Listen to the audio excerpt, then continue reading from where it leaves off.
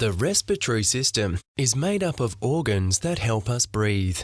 Respiration is the term used to describe the exchange of oxygen from the environment for carbon dioxide from the body's cells. The process of breathing air into the lungs is called inhalation, and the process of breathing it out is called exhalation.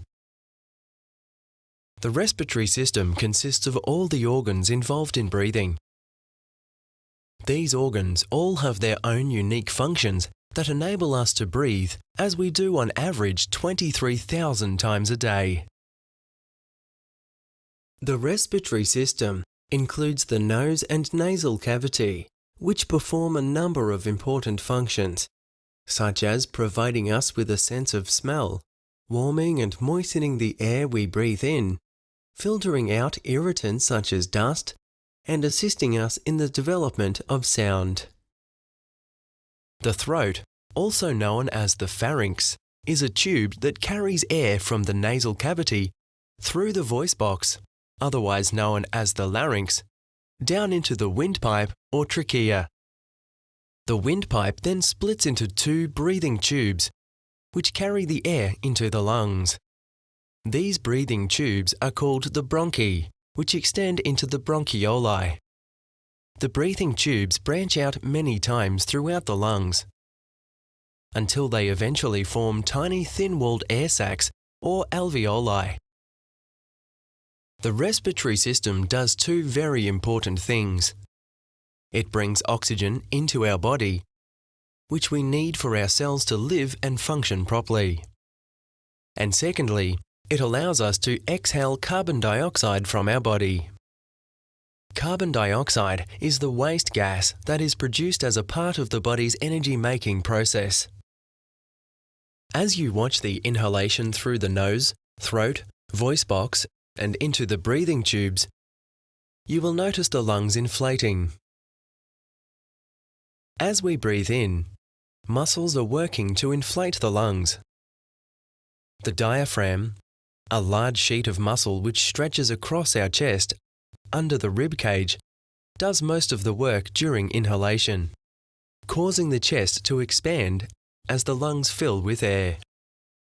The air travels down to the end of the breathing tubes, where it enters the tiny air sacs.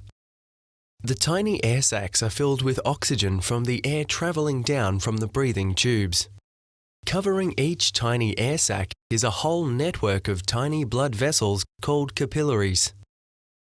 Within the air sacs, the oxygen enters the bloodstream through a process called gas exchange. The tiny air sacs have extremely thin walls with a large surface area lined with fluid to enable gases to dissolve. The oxygen particles from the inhaled air pass through the walls of the tiny air sacs and surrounding capillaries and into the red blood cells inside. The oxygen particles are then carried in the blood by structures called arteries. The arteries carry oxygenated blood around the body to all your organs and tissues. This process is essential for our well-being. As the oxygen particles are diffused through the walls of the tiny air sacs into the bloodstream, carbon dioxide, a waste product of the body, is travelling in the opposite direction. The deoxygenated blood is carried in veins from the organs and tissues back to the lungs.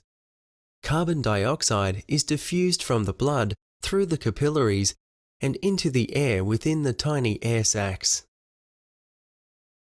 Now that the air in the tiny air sac is saturated with carbon dioxide, the exhalation can now occur. Watch as the diaphragm relaxes and air is forced out of the lungs. The air travels back up the breathing tubes and is expired into the atmosphere. The lungs are a lot like balloons in that they require energy to expand, but no energy is needed to get air out. This makes exhaling an automatic response after inhalation.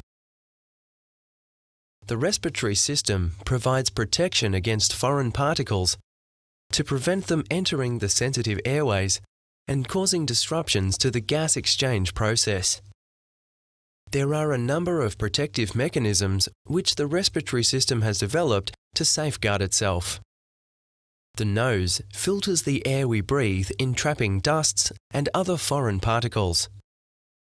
Mouth breathers will not have this filtering system, causing the lungs to be more exposed to foreign particles. If the dust does happen to get past the nose, the airways are lined with a sticky mucus which catches the foreign particles. Tiny hair-like structures line the airways to help move the mucus. The cough, which is a reaction to irritated airways, removes the sticky mucus from the airways.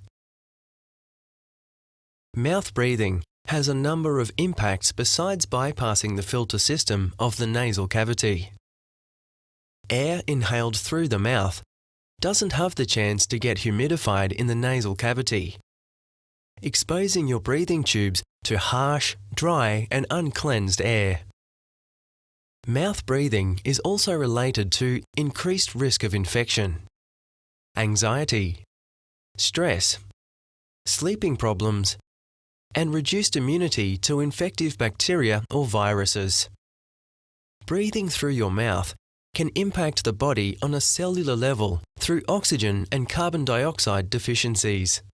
Not being able to breathe through your nose can be caused by a number of different factors. If you are experiencing difficulties in breathing through your nose, speak to your GP about what could be causing your mouth breathing.